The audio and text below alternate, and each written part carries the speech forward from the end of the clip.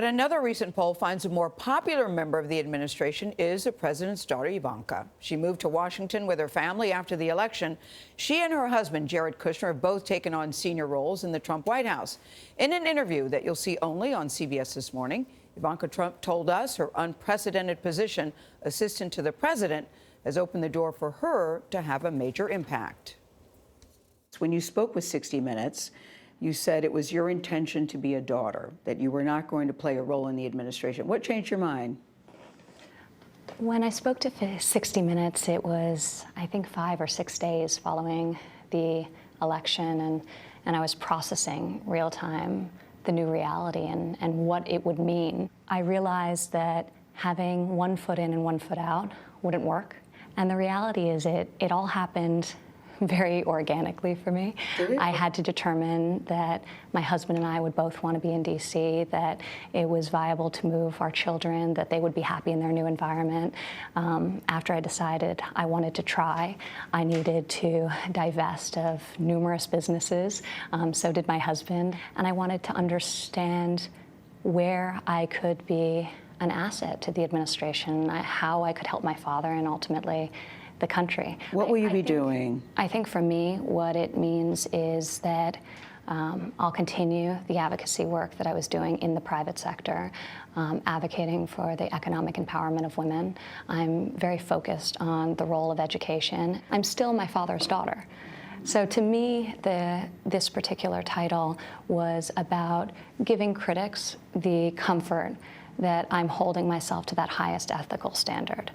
But I'll weigh in with my father on the issues I feel strongly about. You say that you are your father's daughter, and we all get that. You also talk about the critics, and you have a couple that say, why isn't Ivanka speaking out? Where is she on Planned Parenthood? Where is she on gay rights? Where is she on the rights of women? Where is she on climate change? And it's like you're being held personally accountable for not speaking up. What do you say to your critics? I would say not to conflate lack of public denouncement with silence. I think there are multiple ways to have your voice heard. In some case, it's through protest and it's through going on the nightly news and talking about or denouncing every issue in which you disagree with. Other times, it is quietly and directly and candidly. So where I disagree with my father, he knows it, and I express myself with total candor.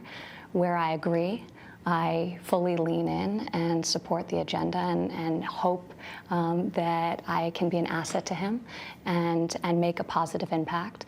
But I respect the fact that he always listens. It's how he was in business. It's how he is as president. How much of a learning curve is it for you, for your father, for the Trump administration? For me, tremendous. The issues in this country are so big, and the problems are enormously complicated, but I am incredibly confident in my father to be able to execute on his promise to the people who elected him. And on the other side, though, there are critics who are very worried and who are very afraid, who are concerned about the direction that the country's going in. And what do you say to those people? We live in a very polarizing time. And do you think your dad has contributed to that, to the polarization? This predates my father. But I think the election highlighted for people just how divided this country was. I've seen many headlines that say Ivanka and Jared are the moderating force in the White House. They have the president's ear. Who is it that tells him the hard truths? Is that you? I do. And almost everyone he surrounds him with does. That doesn't mean, and again, I think we're in a very unique time where noise equals, in a lot of people's perception, advocacy. And I fundamentally disagree with that. I do think there's a time for public denouncement. I also think there's a time for discussion. And so you asked me about people who criticize me for not taking to social media on every single issue. And I would ask them if that would render me more effective or less effective with the people ultimately making decisions. Not even necessarily social media, but just speaking up about things that... I do. I speak up frequently, and my father agrees with me on so many issues.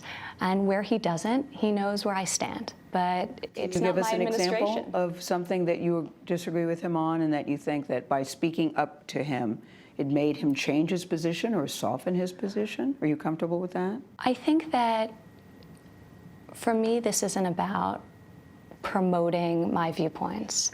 I wasn't elected by the American people to be president. I think my father is going to do a tremendous job, and I want to help him do that. But I don't think that it will make me a more effective advocate to constantly articulate every issue publicly where I disagree.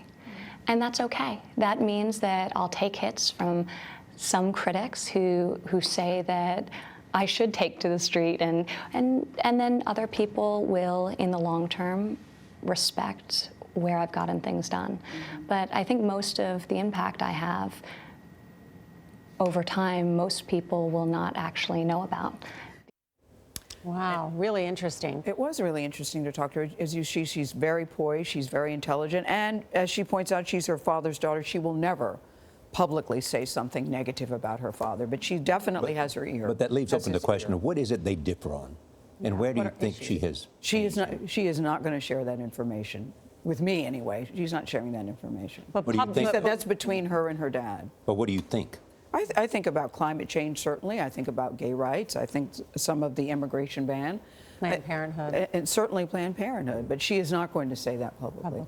And she says, you know, I can be very effective. After all, she can walk into the Oval Office and say, Dad, Mr. President, I think you're blah, blah, blah, blah, blah. Really interesting. We have a lot more to come with in our next half hour. We have a lot more to come to speak with Ivanka Trump. There was so much to discuss. It was very hard to get it all in 20 minutes. She defends her husband and all of the roles he has in the White House. Plus, she responds to criticism that she is complicit in the new president's agenda. And she answers questions about keeping her fashion business separate from politics. It's all ahead on CBS This Morning.